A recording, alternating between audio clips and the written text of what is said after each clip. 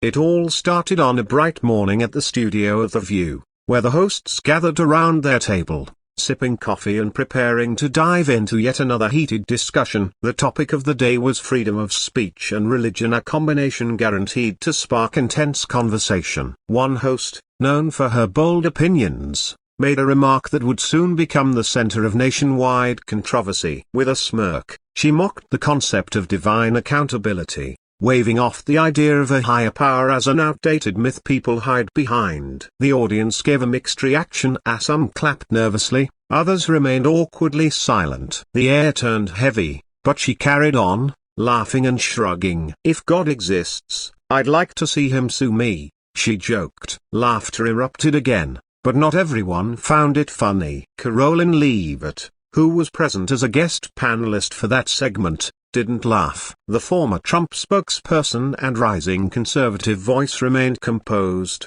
her smile gone. She sat quietly for a moment, eyes fixed on the host who had just finished speaking. Then, when her turn came, she leaned forward and spoke in a tone that cut through the noise. "You know," she said calmly, "mocking people's faith doesn't make you brave, it makes you blind to the foundation of what gives millions of Americans hope." The audience quieted down. The shift in tone was immediate. Karoline didn't raise her voice, nor did she insult. But her words carried weight, and they landed hard. The host rolled her eyes, dismissing Karoline's response as another conservative rant, but Karoline wasn't shaken. She responded, "It's not a rant when it's the truth. You mock faith because it makes you uncomfortable. But faith is not a joke to those who rely on it in their darkest hours." The crowd grew tense again. Karoline continued, her voice firm, "It's easy to laugh at something you don't understand, but disrespecting belief doesn't make you clever, it reveals your arrogance." Her words struck a chord. The host sat back, slightly surprised at Karoline's poisoned directness. For once, there was no quick comeback. Karoline brought up examples of people whose faith got them through war, illness, and tragedy. A mother praying for her sick child isn't clinging to mythology, she's clinging to love, to courage, to hope, she said. When you laugh at that, you're not just mocking a belief, you're mocking every person who ever looked to God when they had nowhere else to turn. The room, usually buzzing with chatter, was still. The audience leaned in, sensing something real was unfolding, something deeper than political sound bites or scripted drama. The host tried once more to shift the tone back to humor, joking that maybe faith was like Santa Claus for grown-ups. Karoline didn't flinch. "You laugh," she said, "because you've never had to reach for something bigger than yourself. But millions of Americans have. Some of them are in this audience. Some of them are watching right now. And they deserve more respect than a cheap laugh." The host grew quieter, her smirk slowly fading. Karoline's words had touched a nerve, not just on the stage but in the hearts of the viewers. She then shifted from defense to offense, not aggressively, but powerfully. She asked, "Why is it acceptable to mock Christians on national television? Would you dare say the same about other faiths? Or are Christians the only group it's still okay to insult in the name of comedy?" The silence that followed was uncomfortable. The host looked away. Karoline continued, "This double standard exists because people think Christians won't fight back. But standing up for our faith isn't aggression, it's courage." Her words echoed across the room. Then came the turning point. Karoline told a story, not from politics, but from her own life. She spoke of a friend who lost her husband in a tragic accident and found strength only through prayer. "I watched her sit in that church alone for hours," she said. "Not asking why, not cursing God,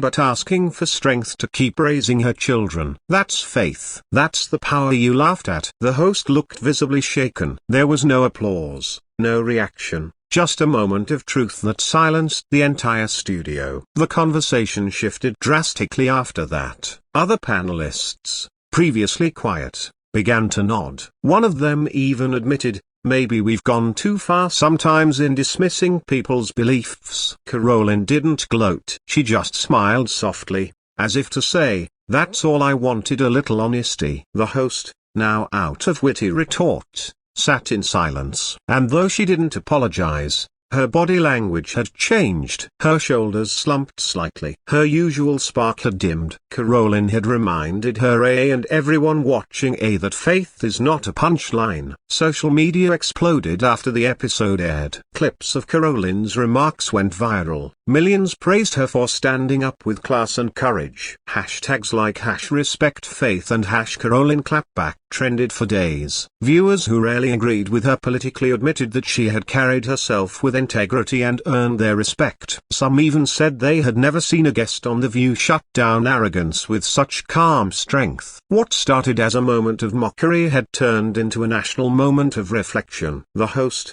later in the week, issued a quiet acknowledgement on her social media. It wasn't quite an apology, but it was close. "I may not share the same beliefs, but I respect people's right to hold them." Karoline responded with grace, tweeting, "That's all I ever asked for." Mutual respect. The brief exchange between the two women showed that even sharp disagreements can lead to progress when one side chooses strength over sarcasm. Karoline's performance on The View became more than a headline, it became a lesson. She didn't just defend faith, she elevated the conversation. She didn't shout, insult, or retaliate with mockery. Instead, she spoke with conviction and calm, showing that defending belief isn't about aggression, it's about refusing to let truth be drowned in laughter. In an age where outrage is currency and sarcasm is style, Karoline showed that grace is still powerful. She walked out of that studio not just as a guest, but as a voice millions would remember. Her words didn't just defend Christianity, they dignified it. She reminded the world that belief in God, far from being a weakness, is often a person's greatest source of strength. And those who mock it, no matter how loud their laughter, will one day be confronted by the quiet power of conviction. That was the lesson Karoline Leavitt delivered, not with anger, but with truth. And so the host who mocked God learned a costly lesson, not in public humiliation, but in the undeniable presence of someone who refused to shrink. Karoline's words were not for applause, they were for remembrance. And remember them, people did. In boardrooms, classrooms, churches, and dinner tables, her message echoed, "Faith is not foolish, it is fearless." And as the cameras dimmed and the episode ended, one truth stood brighter than all others: mocking God might earn a laugh, but honoring Him earns respect that lasts much longer.